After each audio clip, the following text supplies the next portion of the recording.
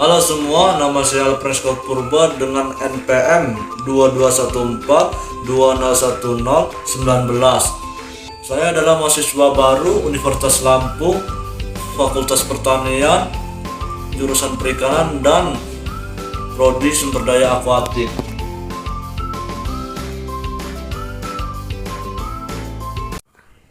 Saya akan menjelaskan tentang materi PKKMB hari pertama.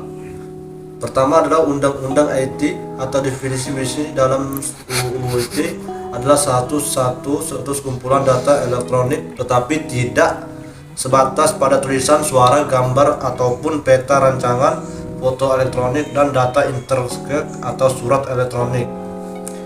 Tips agar terhindar dari jeratan hukum IT. Pengguna internet harus menyaring konten sebelum disaring lagi ke publik melalui media sosial. Lakukanlah pengecekan lebih teliti sebelum melakukan transaksi melalui media sosial. Tuliskanlah dibuat pengguna internet harus didukung dengan fakta dan data.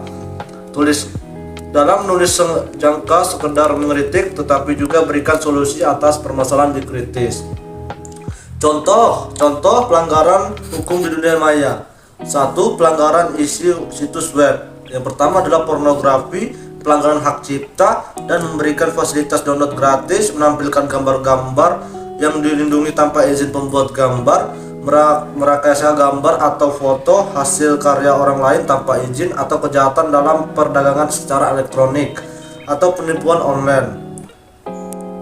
Beberapa pasal yang dengan jargon hukum dunia maya: 1. Pasal 27 dan pasal 29, pasal 30 dan pada pasal itu masuk ke UT atau UUT adalah salah satu sekumpulan elektronik atau tidak terbatas pada tulisan, suara, gambar maupun rancangan atau foto.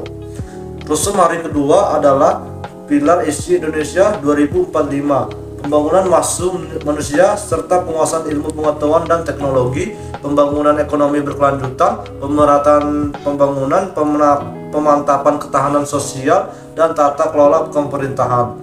Tantangannya Industri 4.0 atau Cyber Physical System Internet, atau yang kedua adalah globalisasi, yang ketiga adalah bonus demografi atau tahun mendatang manusia semakin banyak. Oleh karena itu kita harus mampu bersaing mengingat persaingan semakin tinggi.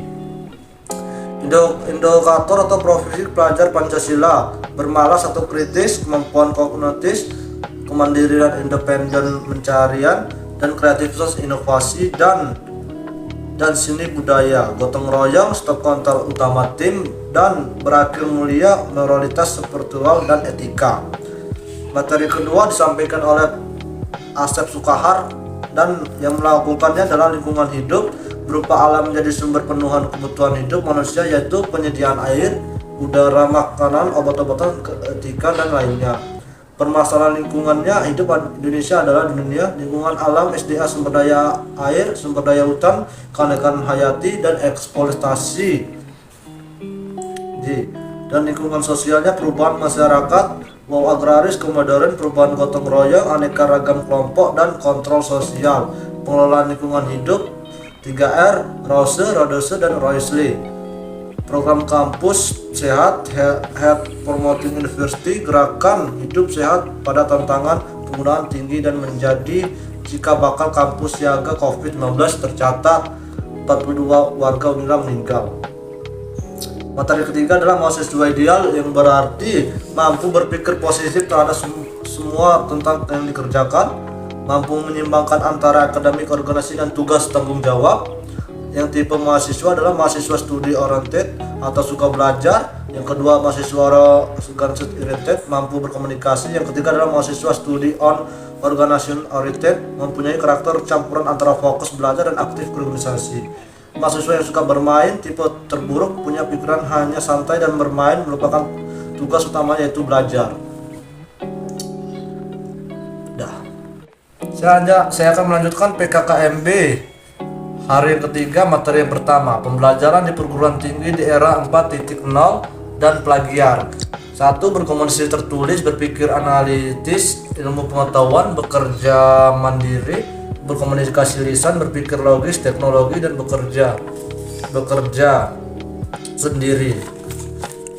Saya berharap pendidikan tinggi menjadi penopang definisi nasional dalam menanggapi revolusi industri 4.0. Saya yakin pendidikan tinggi adalah organisasi yang paling sempurna sebagai rayuan inovasi dalam resolusi perguruan tinggi di era revolusi industri 4.0. Saya berharap pendidikan tinggi menjadi penopang. Saya yakin pendidikan tinggi adalah organisasi yang paling sempurna.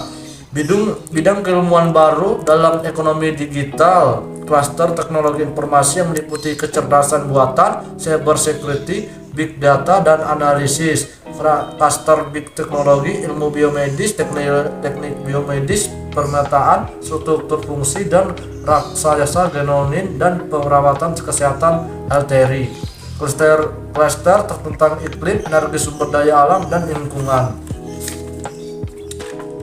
Dan fakta plagiarisme adalah segala bentuk diskriminasi atau ketidakjujuran akademik atau musuh pendidikan. Tugas proyek pelaporan praktikum artikel dan ujian harus merupakan hasil sendiri setiap mahasiswa. Integrasi akademik, perilaku etis dan juga serta menghargai ide orang lain dengan cara melakukan pengintipan dan revolusi secara benar. Menggapai seorang melakukan plagiarisme, tidak tahu bahwa plagiarisme adalah tindakan kejahatan akademik, tahu bahwa plagiarisme adalah tindakan ilegal, tetapi tidak tahu bagaimana cara menghindarinya. Sekian dari saya akan mohon maaf atas kesalahan yang saya lakukan.